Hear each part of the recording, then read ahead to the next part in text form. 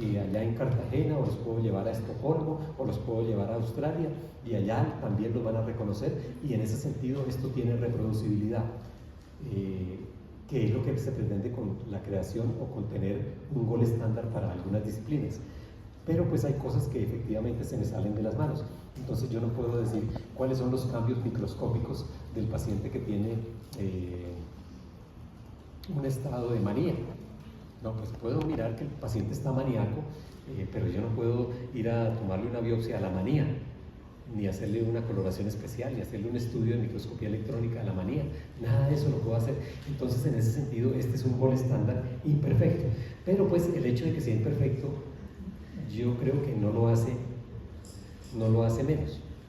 Es una crítica, por supuesto, que yo reconozco a este paradigma, pero pues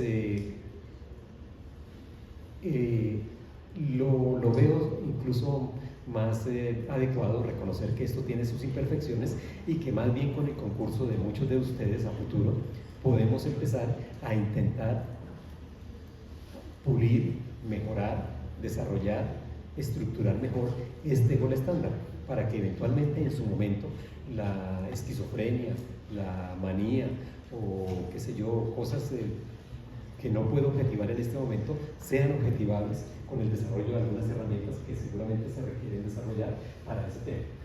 Bueno, la patología entonces echa mano de ciencias afines como la química, la biología, la anatomía, etcétera, la histología, y tiene diversos estudios o profundidad en su abordaje de los problemas que vamos a considerar. Entonces tenemos un abordaje desde la perspectiva molecular, subcelular, celular, tejidos y órganos.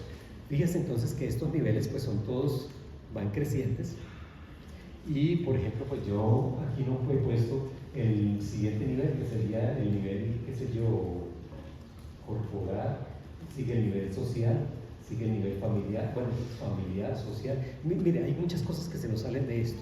Esto entonces tiene limitaciones serias, conceptuales, pero pues el hecho de que las tenga de ninguna manera, a mi modo de ver, lo demerita completamente.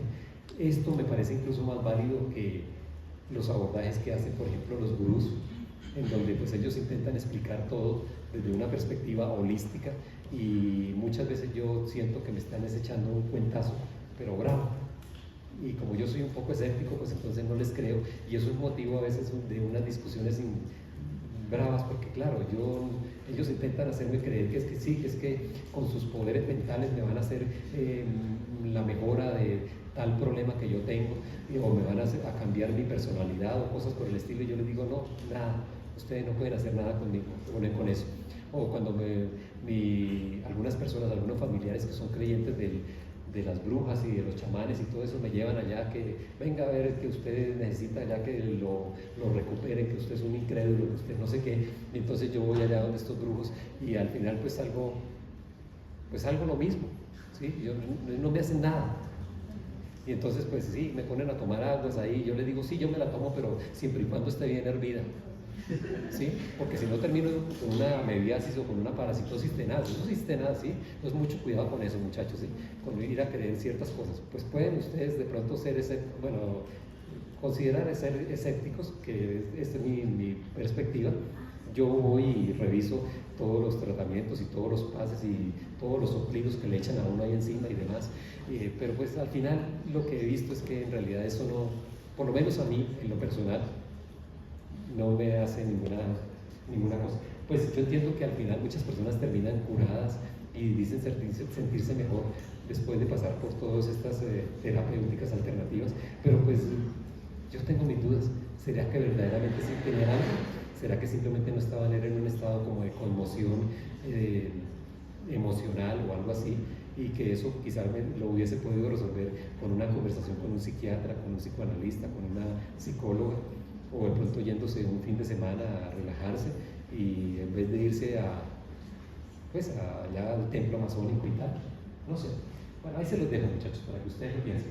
Igual no pretendo cambiar sus convicciones, pero sí pretendo que por lo menos ustedes se las cuestionen. Bueno, entonces, dentro de la patología, una cosa muy importante que siempre tenemos que considerar o que siempre vamos a considerar, es el tema de la etiología, o las causas que generan los procesos, y la patogenia. La patogenia intentamos describir cuál es desde nuestro entender actual, desde nuestro pobre entendimiento, porque es pobre, y ustedes seguramente lo van a notar más adelante, que hay muchas cosas que se nos quedan por fuera. Y bueno, pues esto simplemente así es la evolución del conocimiento. Avanzamos siempre pequeños pasos que se van consolidando solamente con el curso del tiempo y que al cabo de lograr muchos años de revisar, de estudiar, de cuestionar el paradigma, pues eventualmente se producen saltos disruptivos en el conocimiento que conllevan a que efectivamente el paradigma se modifique lo suficientemente como para cambiarlo. Entonces antes decíamos que sí, que es que el problema de las enfermedades infecciosas era el tema de los miasmas, y los miasmas que están en el ambiente, y entonces uno le preguntaba a las personas de ese momento, ¿y dónde están los miasmas? Y bueno, sí, es que ahí están, pero ¿y dónde? Yo no los veo. Bueno, en fin, y en este momento pues ya sabemos que buena parte de estos miasmas corresponden a bacterias, a hongos, a virus, etcétera, que sí, que efectivamente están ahí, pero que antes no teníamos las herramientas para objetivarlos. En este momento, en la medida en que hemos persistido con este esquema, pues hemos logrado llegar a cuestionar esos paradigmas y a proponer que en realidad no es un miasma, sino que simplemente es una bacteria o es un virus que estaba, o un hongo que estaba ahí en el ambiente y que estaba generando ciertos cambios. Nosotros nos vamos a enfocar particularmente en esto, en la morfología. ¿Por qué en la morfología? Porque es lo que nos consta, muchachos. A mí no me consta el tema de las ondas cerebrales que me está mandando allá el compañero para interrumpirme aquí mi discurso. O yo, no me consta que yo, por ejemplo, con mi actividad mental esté haciendo que allá el compañero se me esté quedando como dormido, ¿sí? Yo no estoy deseando eso, se está quedando dormido porque quiero, o lo que sea, ¿sí? O porque, sí, lo que sea, pero no es porque yo con mi actuar o con mi vibración espiritual le esté generando ya ese cambio, ¿sí? Entiendo que esto puede ser molesto para algunos de los aquí presentes. No pretendo entrar en discusiones de índole filosófica o religiosa o espiritual, simplemente es mi posición y como tal pues yo respeto la de ustedes, se las cuestiono o hago algunos cuestionamientos, pero pues igual cada quien al final de tantas es libre de creer en lo que desea y en lo que le haga sentir mejor, ¿sí? Entonces, por toda confianza, muchachos, no pasa nada. Nosotros vamos a enfocar en este curso en los cambios morfológicos y vamos a ver cómo estos cambios morfológicos se van a traducir generalmente en unas alteraciones fisiológicas o funcionales que se van a traducir posteriormente en manifestaciones clínicas. Entonces, pues bueno, ustedes ya vieron la fisiología, han venido viendo la anatomía, la histología, etc. Ahora vamos a ver cómo se enferman, cómo se lesionan estos tejidos, estos órganos o estas células, y cómo esto se va a traducir en una serie de manifestaciones clínicas, que es lo que en últimas ustedes como futuros colegas médicos van a encontrar, si es que se dedican al ejercicio de la medicina clínica, por supuesto, van a encontrar en estas personas, en estos pacientes. Y así es como hacemos el abordaje de esta disciplina o de este tema que se llama la medicina. Por supuesto que esto se basa en un paradigma, y el paradigma es la teoría celular que soporta todo esto. Esto sigue siendo un paradigma, puede que en 100 años lo modifiquemos y que efectivamente digamos, no, pero miren, esa gente sí que estaba mal. Ahora, como nosotros decimos que los miasmas o que los espíritus o no sé qué, pues decimos, eso no existe. Puede que a futuro tengamos mejores metodologías de análisis, mejores herramientas para comprender la realidad, y que esto que estamos viendo en este momento pues sea revalorado. Por supuesto que seguramente ustedes pueden ser partícipes de ese proceso, y esto pues les va a acarrear seguramente mucha fama, mucho reconocimiento, si logran modificar este paradigma de la teoría celular, que es lo que tenemos de momento. En todo caso, pues esto es lo que tenemos propuesto en el siglo XIX, y la idea es que con base en esto es que proponemos todo lo que vamos a ver de aquí en adelante.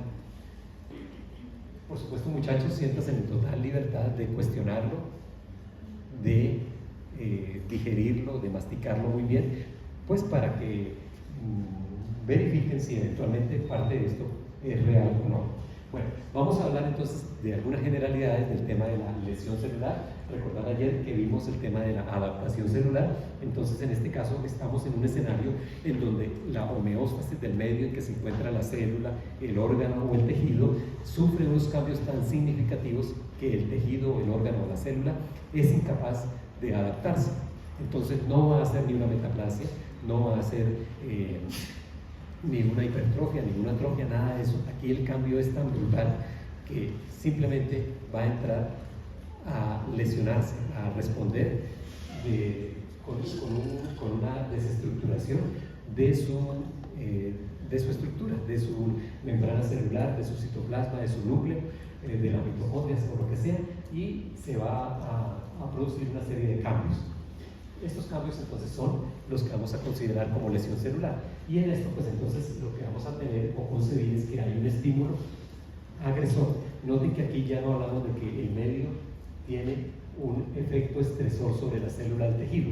No, aquí esto ya se convirtió en una agresión. Aquí puede que yo en este momento esté actuando como, bueno, a veces puedo decir que mi presencia acá puede ser como un efecto estresor para ustedes, porque los incomodo, porque no los dejo dormir, porque les digo cosas ahí inapropiadas, porque sí, los saco de su zona de confort, etc. Entonces, claro, yo soy un evento estresor en ese caso, pero si yo en este caso me entrara aquí con una metralleta o con un cuchillo y me les abalanzara a ustedes encima, pues ya me convierto en un estímulo agresor, ¿sí? Entonces ya la cosa es diferente, muchachos, ¿sí? Entonces, claro, ustedes aquí tienen que entrar a neutralizarme o a salir pitados por esa puerta, lo que sea, ¿sí? Pero ya esto se convierte en una cosa diferente. Algo similar entonces pasa en las células, en los tejidos, en los órganos de nuestro cuerpo. Una cosa que ya definitivamente no es lo usual, no es lo convencional. Entonces ya no es el zapato que me está apretando los callos en los pies, sino que es simplemente una rueda de una tractomula que me pasó por el pie y entonces me partió todo mi pie y de pronto me amputó 2 dedos, ¿sí? Eso ya es una cosa completamente diferente. Entonces estamos hablando de un estímulo agresor. Ese estrés entonces supera la capacidad de adaptación de ese organismo, de esa célula, de ese tejido, y por lo tanto entonces vamos a hablar de que entramos en un estado de lesión celular o lesión tisular o lesión orgánica, y que en función de qué tan importante sea esa lesión, pues la célula, el tejido, el órgano, pues puede o no recuperarse. Si la lesión es muy severa, es posible que la célula se muera. Si la lesión es de un nivel que la célula, el tejido, el órgano logra sobreponerse, pues entonces vamos a hablar de una lesión subletal. Pero fíjense que esto es muy gaseoso, esto suena como un discurso político, ¿no? Sí, que es que vamos a cambiar la sociedad y no sé qué y tal. Pero ¿dónde está el límite de esa lesión subletal? Yo no lo sé, muchachos. Eso es un punto importante de investigación que ustedes pueden asumir a futuro. ¿Dónde estaría el nivel o cómo me invento un aparato o un dispositivo o una aplicación que me permita establecer el nivel de lesión celular que puede tolerar una célula del páncreas, una célula, una neurona o una célula de la lengua? No sé, para verificar qué nivel de lesión celular es factible qué nivel de estrés es factible que tolere para establecer el punto de no retorno, en donde la lesión se hace letal versus lesión no letal. Eso sería interesante. Sí, compañero. La lesión celular reversible es algo parecido a síndrome de lesiones letales. La lesión celular reversible es ¿qué, compañero? O sea, no me queda claro qué es lesión subletal. Exacto, compañera. Yo tampoco lo tengo claro. ¿Sí? Eso es lo que he estado intentando transmitirles, compañeros, ¿sí? Que yo no sé en dónde está el punto de retorno. Por ejemplo, si a mí me dan una puñalada, pues depende de donde me den la puñalada. Si me la dan en una pierna, de pronto pues no es muy grave, ¿sí? Pero si me la dan aquí en la región precordial y justo me llega al corazón, pues la cosa puede ser diferente. Si me la dan aquí en la carótida, claro, sí, depende, compañero. Entonces, por eso les digo que aquí hay, a pesar de que esto parezca muy bien estructurado, muy bien organizado, aquí hay vacíos del conocimiento, y esos vacíos del conocimiento yo no los puedo llenar en este momento, no tengo las herramientas, pero ustedes son jóvenes, ustedes tienen toda la energía, toda la vitalidad que a mí ya me está faltando. Entonces la invitación es a que ustedes se empoderen y a ver cómo logramos llenar estos vacíos de conocimiento, ¿sí? Ahora, los libros dicen, uy, qué machero, uno coge el Robbins y uno dice, uy, sí, esto parece muy lógico todo, pero mentira, no está tan lógico. Hay vacíos de conocimiento, muchachos, y ahí se puede aportar. Entonces ustedes, a ver si lo aportan, a ver si lo hacen. Bueno, muchachos, compañeros, entonces lamento haberla importunado hoy con mi respuesta. Bueno, entonces no sabemos cuál es este tema del punto de no retorno. ¿Sí? Este punto de no retorno también depende del tipo de célula, porque resulta que es diferente una célula del cartílago, un osteocito, una célula del tejido adiposo a un eritrocito. Bueno, pues para empezar, ¿un eritrocito estará vivo o estará muerto? Qué pregunta tan interesante, muchachos. ¿Ustedes se la han visto, se la han hecho? ¿Será que un eritrocito está vivo o está muerto? ¿Ustedes no le preguntaron a los fisiólogos? Pues yo sé que un polimorfo nuclear, un linfocito está vivo. ¿Y un eritrocito? Ajá. Bueno, qué pena, yo les hago preguntas incómodas, muchachos, pero es con el ánimo de que ustedes se cuestionen y no coman tan entero todo, muchachos. Porque es que esto no es así, que es que esto, que esto está perfectamente terminado y que esto ya es un edificio listo, que con nivel conceptual tan... No, muchachos, eso tiene muchos vacíos todavía. Y entonces por eso es que yo a veces soy escéptico. Y yo de todas formas les quiero aquí contar que yo no descarto que eventualmente el indio masónico pueda tener razón. Pero lo que pasa es que a mí me gustaría tener una herramienta que me permitiera objetivar lo que hace el indio masónico, o lo que hace el chamán, o lo que hace, no sé, el señor que hace balance polar energético allá con su palito y tal. ¿Sí? Bueno, conclusión, pues muchachos, este tema, a pesar de que parece muy lógico, y uno dice, sí, lesión reversible, lesión no irreversible, pues tiene sus detalles. Y el detalle es que finalmente cuando la célula llega a un punto de irreversibilidad, pues ahí vamos a considerar que está en muerte. Y bueno, pues esto es lo que vamos a ver hoy, muchachos. Vamos a hablar de lesión celular con todos estos vacíos conceptuales que a mi modo de ver persisten. Y estos vacíos conceptuales se llenan con conocimiento. Ahora, mi perspectiva va a ser la perspectiva tisular. Eventualmente puede que ingrese un poquito a la perspectiva subcelular, pero pues no es tal vez lo más prominente, y mucho menos me voy a meter en la perspectiva molecular. La perspectiva molecular del proceso de muerte la van a abordar con detalle y con suficiencia con el profesor Gonzalo Arboleda. Entonces él les va a hablar del receptor del tal, que cómo se une con el ligando y cómo se activa el BCL y cómo se activa no sé qué y si se más y cómo se produce todo el proceso. Aquí voy a hablar desde una perspectiva un poco más burda, me parece a mí, menos profunda, pero pues que igual responde al tema de que nos interesa, que es abordar el tema de la lesión celular. Entonces, para empezar, vamos a hablar de 5 o 6 cosas que son las causas más frecuentes que están objetivadas como elementos o como noxas que van a generar lesión celular. Esas corresponden a eso que tenemos ahí en general. Entonces, ¿qué se ha visto que efectivamente produce lesión en las células? Pues una célula que tiene un metabolismo aeróbico, porque pues obviamente la que tiene metabolismo anaeróbico, pues esto no le hace ni cosquillas que yo le deprive de oxígeno, ¿no es cierto? Por lo tanto, pues muchos microorganismos, por ejemplo en el ámbito de la microbiología, si yo estoy con microorganismos que son aeróbicos, pues van a tener un tratamiento específico o una perspectiva de abordaje diferente a los microorganismos que son anaeróbicos. Entonces, si a mí me deprivan de oxígeno, claro, como yo tengo metabolismo aeróbico, pues esto va a lesionar mis células, la mayoría de las células. Pero ustedes me dirán, pero es que yo leí y yo estudié metabolismo anaeróbico, y efectivamente todos tenemos metabolismo anaeróbico, y funciona, y no en balde nos permite resolver muchas de las situaciones que eventualmente están relacionadas con esta deprivación de oxígeno. Pues yo, mis tejidos, mis células, algunos funcionan con este metabolismo, y luego cuando se revierte la situación o cuando se revierte el problema, pues se retorna al metabolismo aeróbico. Esto es lo que facilita que, por ejemplo, pues un órgano que cuando se me obstruye, por ejemplo, mediante un trombo o mediante un émbolo, una arteria a nivel cerebral, pues o el miocardio o algún otro órgano de mi cuerpo, pues esa lesión inicialmente excepto en el cerebro tal vez donde en realidad somos dependientes totalmente del oxígeno, en otros órganos no sea tan importante o tan decisiva o tan lesivo esa lesión, porque ellos tienen metabolismo anaeróbico y lo activan inmediatamente. Pero pues este es un mecanismo como de seguridad que nos permite entonces resolver esta situación en esos casos. En todo caso, la privación de oxígeno en condiciones usuales, convencionales, es una de las causas de lesión celular. Otro, agentes físicos. Entonces, temperatura muy incrementada o muy disminuida, es decir, calor extremo o frío extremo, también son causas de lesión celular. Radiación, cualquier radiación en general, pues obviamente dependiendo de la dosis, dependiendo de la frecuencia, de la amplitud, de la frecuencia, va a generar más o menos lesión celular. Agentes químicos, los fármacos pues también entran dentro de la connotación o catalogados como agentes químicos. Por supuesto, un ácido, una base muy fuerte o un ácido muy fuerte puede actuar como un agente lesivo para una célula, para un órgano, para un tejido.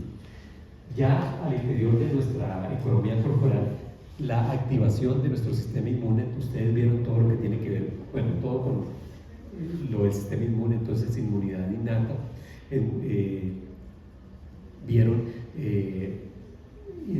cómo es el reconocimiento antigénico, entonces inmunidad por citotóxica, inmunidad de tipo humoral, vieron las proteínas del complemento, ferritina, etc. Entonces todos estos son mecanismos de lesión, en principio no para nuestras células, están diseñados para repeler o para contrarrestar amenazas externas, pero dentro de ese proceso pueden terminar o podemos terminar lesionándonos nosotros, y como parte de que estos mecanismos están integrados dentro de nuestra economía corporal. Entonces, por ese mecanismo podemos terminar siendo víctimas de reacciones inmunológicas que se dan al interior de nuestro cuerpo y que en ese sentido nos pueden terminar lesionando.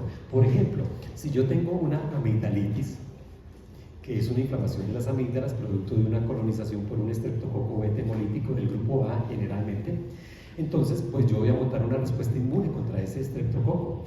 Esos anticuerpos que estoy generando de tipo inmunoglobulina G, puedo generar muchísimos y hacer una respuesta excelente contra esa amigdalitis y me curé de la amigdalitis, pero resulta que muchos de esos anticuerpos se me depositan. Bueno, viajan en mi sangre y van y se me depositan en mi membrana basal glomerular y al final termino con una glomerulonefritis postestreptocóxica, muchachos. Entonces, ese es un ejemplo característico de cómo una respuesta que yo estoy montando para resolver un problema me termina afectando a mí colateralmente. Por ejemplo, las personas que tienen enfermedades del tejido conectivo, como el lupus, ellas pueden terminar haciendo, en virtud de que hacen una producción excesiva de autoantígenos o que reconocen como extrañas ciertas moléculas de nuestro propio cuerpo. Por ejemplo, reconozco como extraño una molécula de mi pleura, una molécula de mi barrera hematoencefálica, una molécula de, qué sé yo, de la membrana basal glomerular, monto autoanticuerpos contra esas zonas y esos autoanticuerpos pues van a activar la cascada del complemento, se va a producir toda la activación del complemento y por ese mecanismo voy a terminar lesionando mis órganos, bueno, mis células, mis tejidos, mis órganos. Entonces ahí las reacciones inmunológicas tienen cabida, muchachos. Los trastornos genéticos, claro, por supuesto. Entonces les decía que el profesor Yunis dice que absolutamente todo está escrito en los genes. Claro, entonces ahí podemos tener situaciones codificadas en nuestro genoma de autoinmunidad, por ejemplo, o pérdidas de la capacidad inmune para defendernos de ciertos agentes lesivos, y eso pues va indirectamente a generar entonces que estos trastornos genéticos sean determinantes o sean causantes o los interpretemos como causas de lesión celular. Y por otro lado, los desequilibrios nutricionales. Entonces, esos desequilibrios nutricionales en este momento pues ya no son tan evidentes, bueno, yo digo que no son tan evidentes, pues haciendo referencia pues a 1500, a 1200 después de Cristo, pues donde por ejemplo los marinos tenían que embarcarse en estos barcos muy rudimentarios y hacer travesías por el océano que duraban perfectamente varios meses. Y claro, pues ahí por ejemplo tenían deficiencias carenciales muy importantes, por ejemplo como el tema de la vitamina C que les terminaba produciendo escorbuto, o las personas que viven en condiciones de obscuridad permanente y ausencia de exposición a la luz solar, que llevan a que no tengan una buena síntesis de vitamina D y terminen con raquitismo, ¿no? Entonces, por ejemplo, estos migrantes que vienen del África y que los meten en unos contenedores allá y los dejan 2 o 3 meses ahí metidos en unos contenedores, esas personas terminan raquíticas, muchachos, ¿sí? Entonces, claro, estos desequilibrios nutricionales pueden llevar a producir lesión.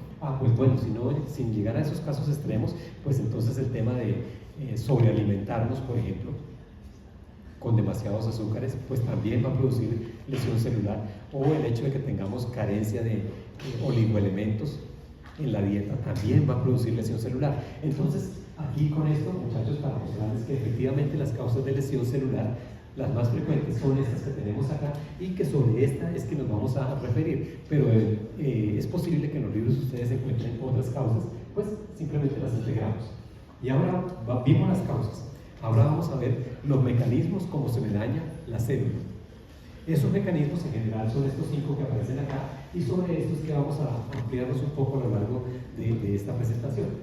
Entonces, mecanismos que me van a depletar el ATP. Entonces, el ATP es la molécula que me permite tener todo mi sistema energético funcionando, y es lo que me facilita pues el que viva prácticamente. Entonces, mecanismos que me depletan el ATP pues van a producir indudablemente lesión celular. Esto, por supuesto, sí son sostenidos en el tiempo, ¿no? Porque si yo puedo echar mano para generar ATP por el mecanismo de la vía glicolítica o anaerobia, pues no voy a tener inconvenientes por ese lado.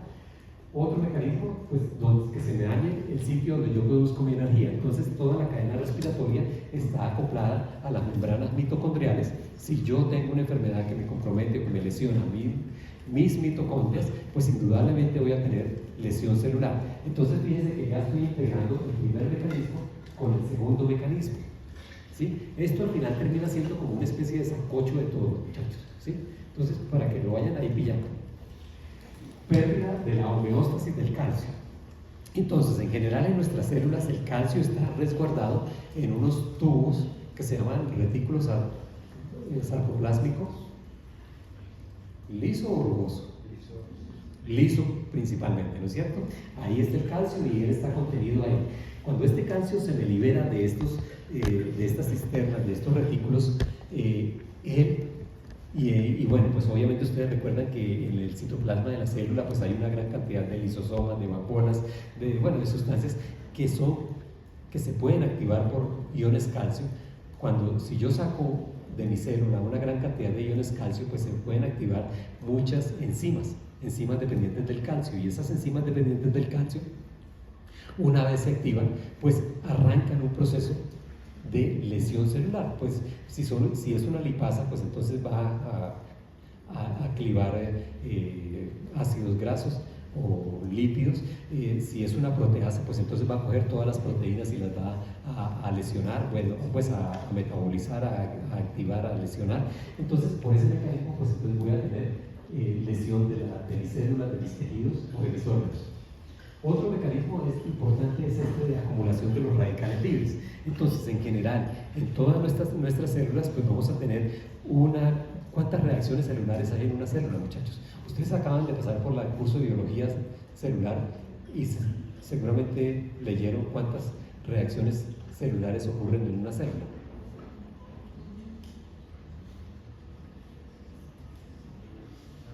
A ver, 100, 200, 1000, ¿cuántas? Muchísimas, muchachos, ¿no? Muchísimas, yo no sé cuántas. Yo creí que ustedes me iban a actualizar con ese dato. Mire, son 3427 y ya están descritas en la revista Cell y tienen un modelo matemático que se hace así. Entonces yo me iba a mirar inmediatamente, muchachos, porque a mí me interesa. ¿No les han dicho eso?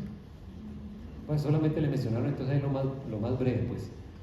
Bueno, muchachos, son muchas reacciones celulares las que ocurren dentro de una célula. Fíjense que yo ya no sé cuántas. Pero entonces la idea es que estas reacciones celulares, muchas de ellas están relacionadas con la producción de sustancias que son reactivas. Y particularmente pues en la cadena respiratoria se van a producir o se pueden producir especies reactivas de oxígeno. Esas especies reactivas de oxígeno son el ion óxido, superóxido o peróxido. Y estos son iones que tienen o carga positiva o carga negativa y son muy ávidos por completar el nivel de electrones en su último nivel energético. Entonces, como son tan ávidos, pues entonces perfectamente pueden terminar oxidando lípidos, proteínas, y mediante ese mecanismo de oxidación o de peroxidación, pues van a alterar la normal estructura y la normal función de estos componentes. Entonces, la acumulación de radicales libres es un mecanismo de lesión importante. Por supuesto que también en nuestras células tenemos una serie de mecanismos que se encargan de contrarrestar todos esos radicales libres que estamos produciendo. Entonces, el tema de la superóxido de dismutasa, el tema del glutatión. ¿Cuál otro, compañero? Eso, vitamina E, claro, tocoferol, alfa-tocoferol, todos estos, por mencionar algunos poquiticos, bueno, que son los más frecuentes, pero hay otra serie de reacciones que se encargan de contrarrestar esto, y entonces esto está en un permanente balance muy delicado, en donde se están produciendo sustancias que son oxidantes, se están eliminando esas sustancias que son oxidantes, y por eso es que logramos pues mantener nuestra homeostasis permanentemente. Esto pues a nivel celular, ¿no? Sin embargo, pues a medida que vamos envejeciendo, pues ustedes saben que las reacciones se van haciendo menos eficientes, que se pueden alterar algunos mecanismos de ellas, etc. Y esto pues entonces es lo que de alguna manera pues conlleva a que mediante este mecanismo empecemos a hacer senescencia, empecemos a envejecer un poco más de lo usual, y que entonces se nos empiecen a acortar los telómeros y toda esa cuestión. Bueno, y por otro lado, este otro mecanismo que tenemos aquí ya final, que es tal vez lo peor que le puede pasar a la célula, en donde ya tenemos defectos de la permeabilidad de la membrana celular. Entonces, cuando ya tenemos estos defectos de la permeabilidad celular, hagan de cuenta que yo fuera una única célula. Un defecto en la permeabilidad celular es que a mí me manden una puñalada o me manden un tiro. Entonces, claro, me crean un hueco en mi economía corporal, y esto ya implica que yo quedo expuesto a todo lo que hay en el medio. Y todo lo que hay en el medio pues son muchas cosas: virus, bacterias, hongos, parásitos, agentes químicos, etc. Esto entonces me lesionaría de manera muy importante. En general, cuando la célula ya tiene defectos en su permeabilidad celular, pues ya le resulta, eso ya se está acercando más a lo que se denominaría lesión letal. En todo caso, uno puede llegar a tener defectos en la permeabilidad celular, y la célula o los tejidos o los órganos tienen mecanismos reparativos que inmediatamente se lanzan o se ponen en marcha para intentar contrarrestar esa situación. En resumen, muchachos, estos son los 5 mecanismos de lesión celular, y estos 5 mecanismos entonces vamos a intentar abordarlos un poco más en detalle a lo largo de esta presentación. Hasta acá, ¿suficientemente confundidos? Bueno, espero que sí, con lo cual entonces ustedes van a coger el libro este de Chandrasoma o el de Robbins, y entonces van a leer mucho de lesión celular y van a ver que en general les hablan de estos 5 mecanismos, y pues que ellos se amplían un poco más. Con el profesor, ahora se me olvidó, ¿quién fue que le dije? El profesor, no, Juni no, sino, bueno, él les va a dictar una clase donde va a enfocarse en el tema molecular.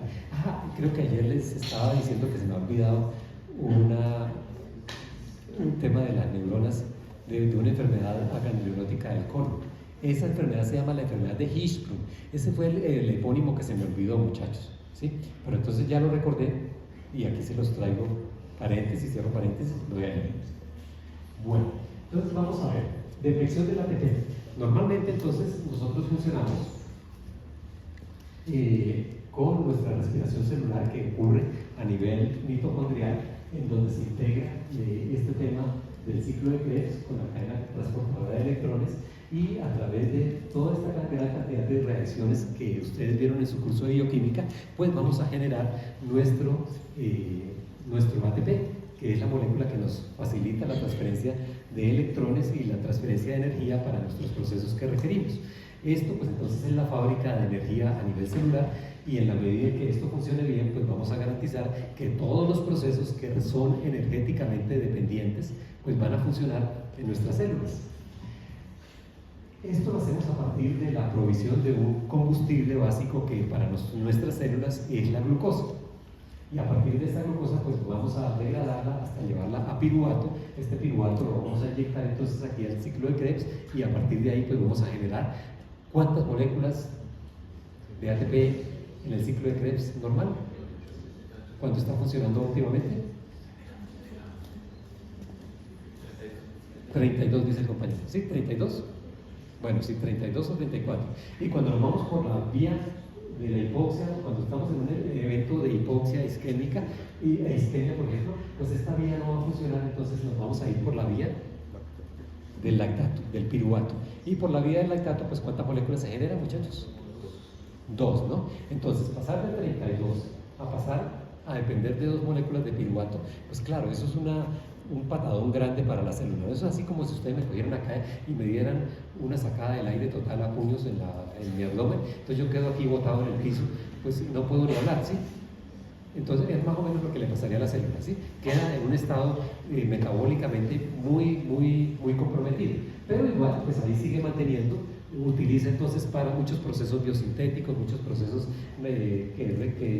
donde se necesita energía, y se dedica simplemente al mantenimiento de lo más elemental que se requiere: mantenimiento de membranas, mantenimiento de la estructura celular, evitar que el calcio se salga del retículo endoplásmico para que vaya a activar otras proteínas, etc. A eso nos dedicaríamos en ese momento. Y esto ocurre entonces, esta lesión o esta lesión de ATP va a ocurrir en situaciones de hipoxia o isquemia. Diferencias entre hipoxia e isquemia, muchachos.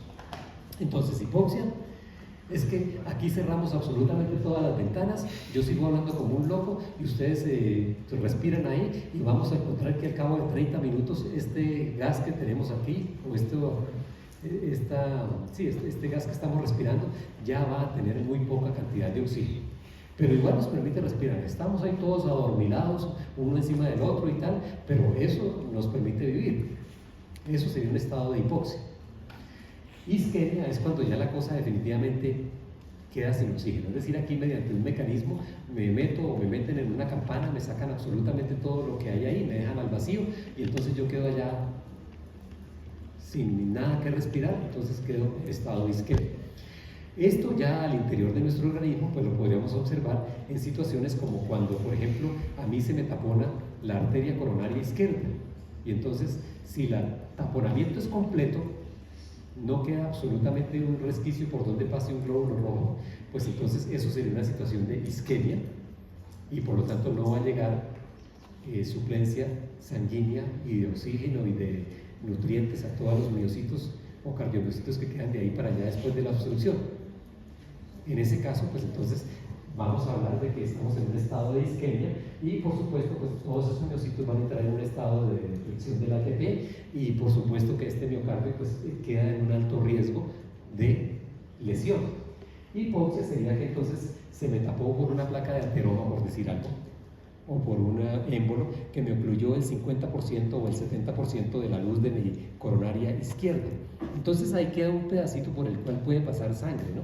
Esa sangre que pasa pues ciertamente es insuficiente para nutrir todo el miocardio que está después de la obstrucción, pero algo es algo. Entonces en ese estado pues hablaríamos de un estado de hipoxia. Bueno, y el origen del ATP ya sabemos que lo sacamos de nuestro ciclo de Krebs, o también lo podemos sacar de la vía glucolítica. Esa vía glucolítica, si la activo, pues entonces me va a producir ácido láctico, etc. Se me va a producir un estado de acidosis, porque pues bueno, voy a empezar a producir un metabolito que normalmente no suelo producir. Eso me va a llevar a un estado en que mi pH va a bajar. Normalmente, ¿cuánto es nuestro pH, muchachos? 7.45, ¿sí? Exacto, 7.35 a 7.45 es el nivel normal de pH, muy estrecho, ¿no? Entonces, si yo empiezo a producir ácido láctico, este ácido láctico va a empezar a disminuir ese pH, 7.2, 7.1, 7.0, y entramos en un estado de acidosis metabólica. Un metabolito, el ácido láctico, está disminuyendo el pH. Esto pues lleva a que en un estado de acidosis las condiciones de pH son muy sensibles y son lo que facilita que muchos de mis procesos biosintéticos a nivel celular pues funcionen bien. Si esto entonces yo disminuyo mi pH, entonces voy a llevar a que muchos de estos procesos no se den y conllevamos entonces a la activación de estas enzimas celulares, con lo cual entonces todos los procesos biosintéticos de síntesis proteica no se van a dar como es debido, o si se dan, se van a dar de manera errónea. Entonces vamos a tener proteínas mal formadas, proteínas mal estructuradas, cosas de esas, ¿sí?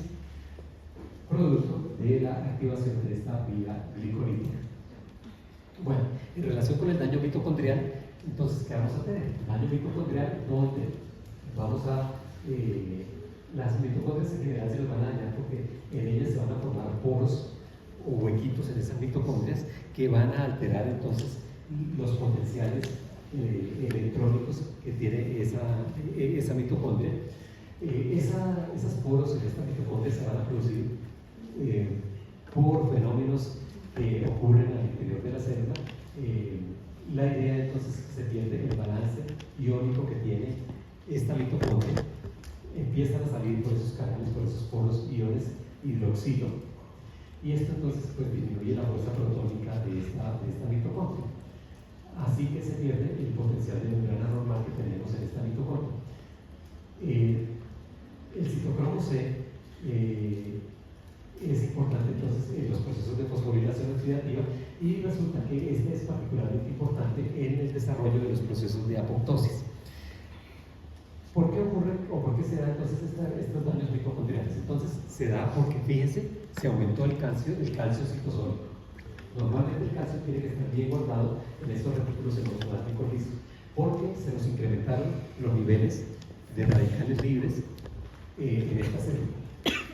Porque algunas enzimas que se activaron producto de la salida de este calcio citosólico me llevan a activación de ciertas enzimas fosfolipasas, proteasas, lipasas, etcétera, que llevan a lesión de estas membranas mitocondriales y por ese mecanismo se pueden llegar a crear estos poros. O porque se producen sustancias derivadas del propio metabolismo. Particularmente este tema de las ceramidas es importante para explicar la lesión en las neuronas relacionada, por ejemplo, con ciertas enfermedades como enfermedad de Alzheimer, como demencia de Pick, bueno, ese tipo de cosas que son curiosas. Entonces, ciertos fosfolípidos que se producen productos del metabolismo normal de los ácidos grasos se integran a estas membranas mitocondriales, alteran la normal estructura de estas membranas mitocondriales y por ese mecanismo pues se va a producir este daño mitocondrial. Entonces, fíjense, ya vimos que se me lesiona la producción de energía, se me lesiona el sitio donde se me produce la energía y vimos cómo se van lesionando o cuál es la forma como se pueden ir lesionando estos dos elementos previos. Tercer mecanismo, pérdida de la homeostasis del calcio. Entonces, esto conlleva a que cuando el calcio, que normalmente está resguardado en estos retículos endoplásmicos lisos, se sale por algún mecanismo, entonces va a terminar generando activación de diferentes enzimas que están a nivel del citoplasma. Esas enzimas pues son proteasas, nucleasas, fosfolipasas, lipasas, bueno, caspasas, etcétera, diferentes tipos de enzimas.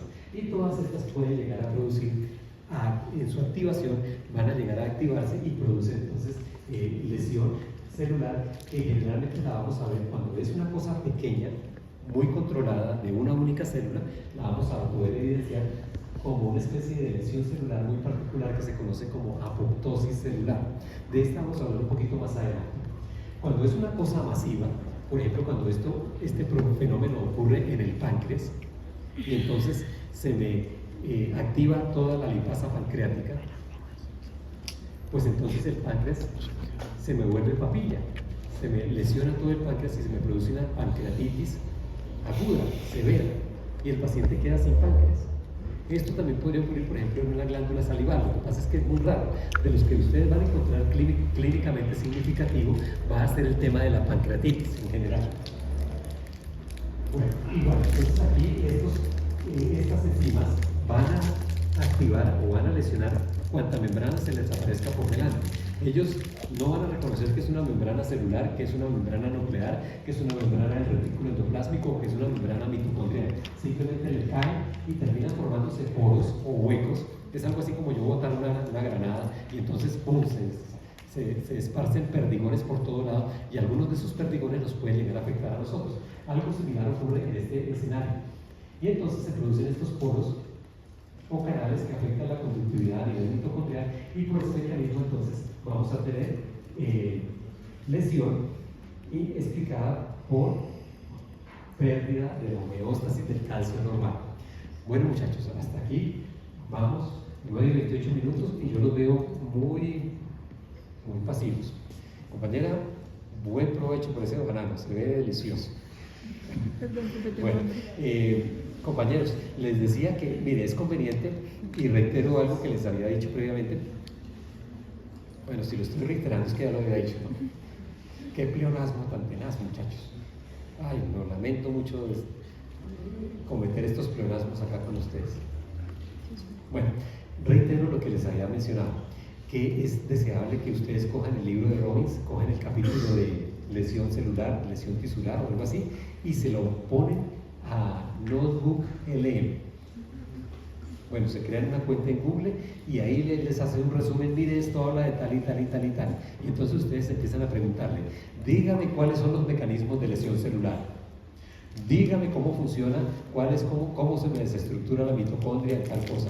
Dígame cuáles son las causas o las noxas que generalmente van a producir lesión celular. Y él les empieza a dar todo eso. Y mucho más elegante todavía, ustedes le pueden decir, hágame una serie de 50 preguntas de opción múltiple en donde me involucre los mecanismos de lesión celular. Y entonces inmediatamente Google Notebook les manda 50 preguntas de selección múltiple sobre los mecanismos de lesión celular. Y ustedes los estudian o se los ponen a una aplicación y empiezan a hacer ustedes mismos el examen. Y con toda seguridad, muchachos, esto les va re bien en estos exámenes. Es que, miren muchachos, allá la decanatura y la escuela médica están muy preocupados porque claro, que ustedes cómo van a hacer estas clases más dinámicas, que es que ustedes son unos petardos de profesores, que es que no saben comunicarse con estos muchachos que son de una era nueva, que es que ustedes son unos cuchos y claro, ustedes no tienen las habilidades suficientes para comunicarse con esta nueva generación. Y claro, pues yo quedé un poco sorprendido y pues bastante pensativo. Pues yo ¿cómo hago? Si es que aquí todos encerrados acá en este salón, yo ¿cómo hago una dinámica de aula invertida? No, imagínense, ¿cómo hacemos una dinámica de aula invertida acá, muchachos? No, difícil, bravo, ¿no? O ¿cómo hago una dinámica de grupos aquí que todos pasan a exponer el tema? No, imagínense, ¿a qué hora? Y que yo haga entonces correcciones y tal. No, ¿cómo hago entonces aquí una plastilina o un juego de roles para que esto quede un poquito más claro? Bueno, pues en última llegué a considerar la posibilidad de inventarme una historia, así como hay por ahí un librito de microbiología, de una historia que es que los enemigos son la Klebsiella pneumoniae y la E. coli no sé qué, enterohepatógena, y entonces se da toda una dinámica de buenos y malos ahí contra el sistema inmune y tal. Pues sí, esa podría ser una posibilidad, pero pues no sé, yo creo que eso como que no ajusta mucho. Pues sí, puede resultar una historia interesante. Bueno, voy a considerarla, muchachos, voy a considerarla a ver si de pronto ya a futuro, pues no será para ustedes, de pronto me invento una novela con todos los cambios relacionados con la lesión celular y con y no sé, una cosa así estilo Juego de Tronos, y armamos una película o los anillos del poder, de esto del Señor de los Anillos, a ver si logramos montar una cosa así. Pero no sé, muchachos, a veces yo me siento un poco, pues sí, me siento intimidado porque no logro conectar con ustedes, porque sí, noto que ustedes están ahí todos pasivos y entonces yo digo, no, pero que para empezar no hablo bien, no vocalizo bien, no tengo buen discurso, no, yo estoy en el peor de los mundos, porque no, mire, tenazo, intentando aquí transmitirles a ustedes algo y no, terrible. Bueno, muchachos, ya hice mi catarsis, ahora falta que ustedes hagan la suya. Bueno, vamos a seguir, muchachos, porque pero quiero que sepan que ya a mí sí me preocupa el tema de sobreaprendizaje, muchachos. Pero claro, después cuando les mostré que la profesora Estadilia decía, sí, no, pues en su momento eso fue para mí un poquito salvador, porque yo dije, sí, es que yo puedo aquí desgañitarme e intentar mostrarles y hacerles toda una pantomima y no sé qué, pero si el muchacho no quiere aprender, pues ni siquiera viene a clase. O viene y se queda durmiendo, o viene y se pone a hablar ahí con otra persona y tal, y no le presta ni 5 atención. Pues entonces sí, el interés es importante, sí, el interés es clave. Pero no, yo confío que tengo un poquito de interés y además confío en que ustedes son personas que están motivadas, que su motivación no es exógena, que su motivación es endógena y que en ese sentido pues espero comprendan las dificultades que esto reviste de hacer una conferencia animada sobre una cosa que es un ladrillo completo, porque yo comprendo, muchachos, esto es un ladrillo para ustedes. Sí, si esto fuera un poquito... pero ¿cómo se logra? Bueno, vamos a ver. Vamos a hablar del siguiente tema, muchachos. Siguiente, NOXA, radicales libres. Y por otro lado, claro, contra el tiempo le tocamos, ¿sí? Entonces, 9:34. Uy, no, muchachos, ahora sí me dio temor. Ahora sí me dio de todo, porque resulta que son las 9:34. A mí el señor Edison me dijo, usted no puede pasarse más allá de las 9:50 y me falta un reguero. Bueno, muchachos, les propongo lo siguiente, ¿sí? Esto no está contemplado, pero voy a proponerle lo siguiente. Ustedes me dicen, mire, si no logro terminar, voy a intentar hacerles un video, ¿sí? Lamentablemente mis videos no son tan divertidos, ¿sí? Pero bueno, yo intento, ¿sí? Vamos a dar. Entonces, radicales libres. Efectivamente, estamos expuestos permanentemente o dentro de nuestro metabolismo se van a generar radicales libres. Los más frecuentes son los derivados del oxígeno. Son especies reactivas de oxígeno que, como les decía, son muy ávidas por reaccionar con cualquier otra molécula, y reaccionan con un lípido, con una proteína, con lo que les pongan delante. En ese sentido, entonces, estos radicales libres son moléculas inestables que, al ser inestables, entonces desestabilizan, o para estabilizarse ellas, reaccionan con otra molécula y desestabilizan esa otra molécula. Esa reacción es lo que vamos a conocer como oxidación o peroxidación de proteínas, de lípidos, y eso entonces es otra forma de producir lesión celular. Estos radicales libres, entonces, la mayoría son derivados del oxígeno, y aquí tenemos los más frecuentes, el ion superóxido, el peróxido o el hidroxilo.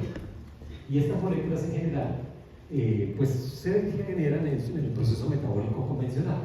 La idea entonces es que ellas pueden reaccionar con las moléculas que tenemos en la célula en general. Una de ellas, por ejemplo, con antioxidantes endógenos, antina oxidasa, o con vitamina C, con vitamina E,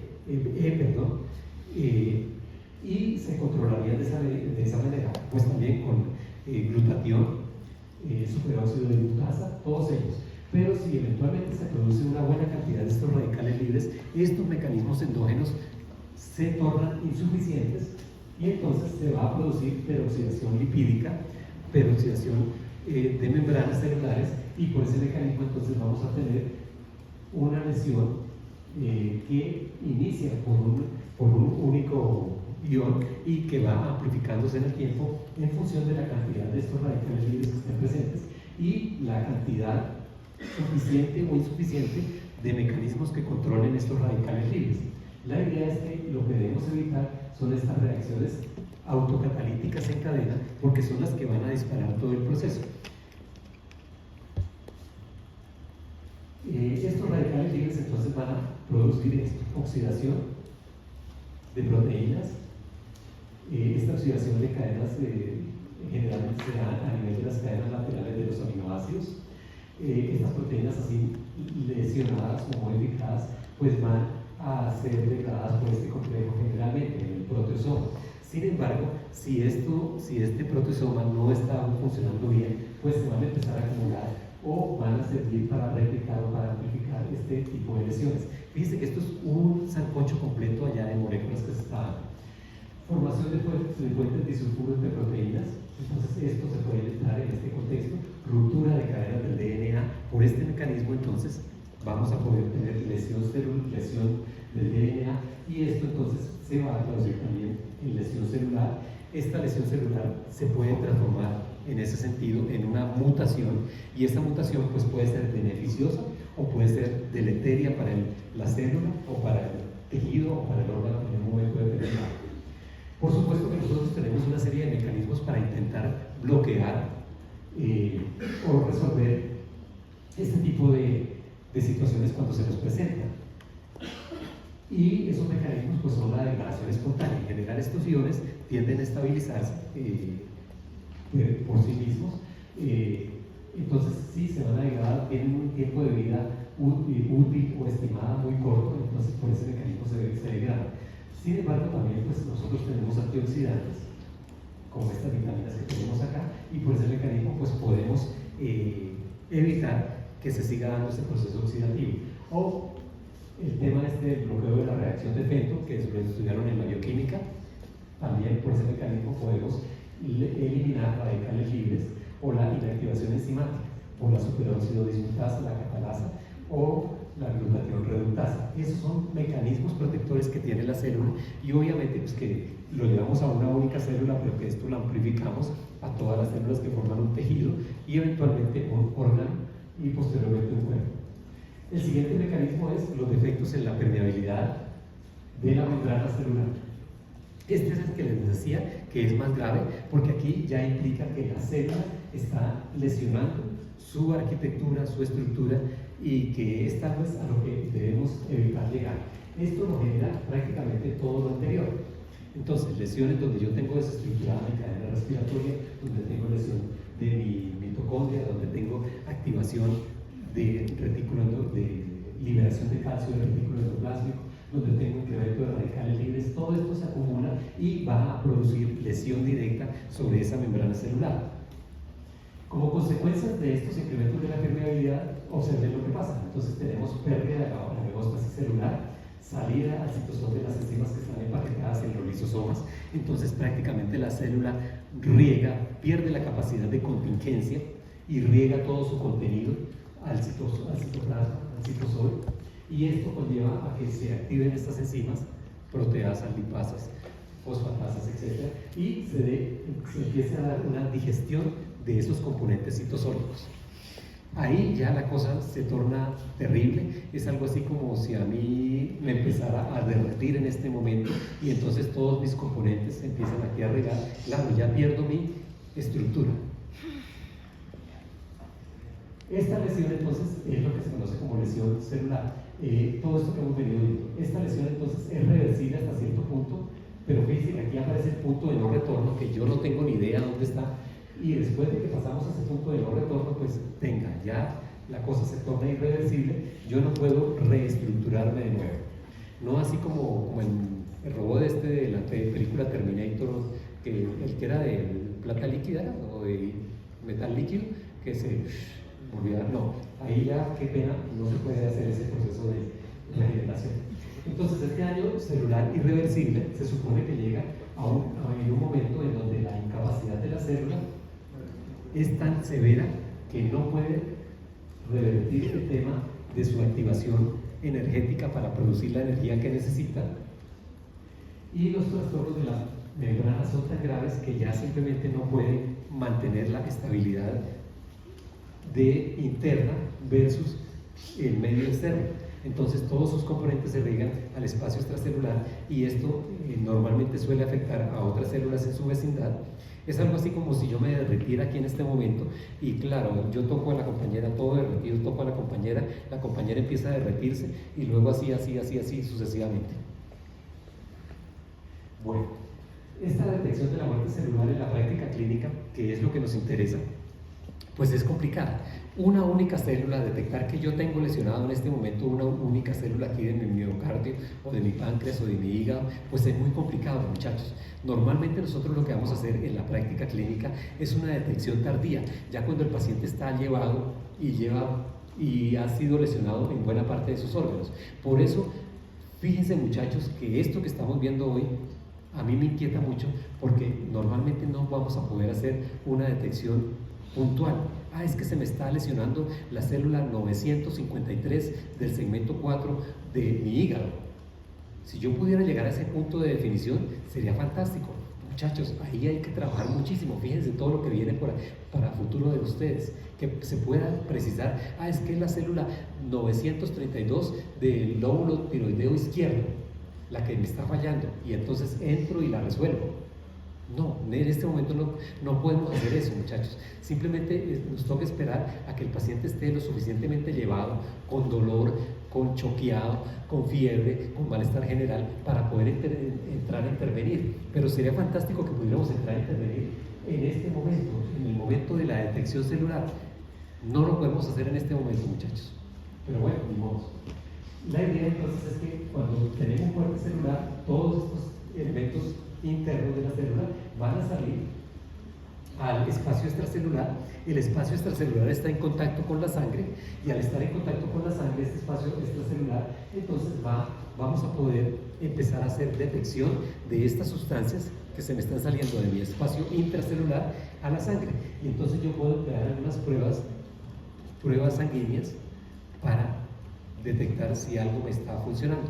Pero fíjense que previo a esto ha venido ocurriendo toda una catástrofe, muchachos, toda una catástrofe tenaz que no he podido detectar a tiempo. Esto seguramente lo vamos a poder revertir en la medida en que desarrollemos mejores métodos diagnósticos, y que completamos mejor las cosas, que entendamos mejor cómo es la dinámica celular, tisular y demás, o que eventualmente logremos que efectivamente el tema de la medicina cuántica, entonces que yo logre voltearle la espina al electrón ya que se me...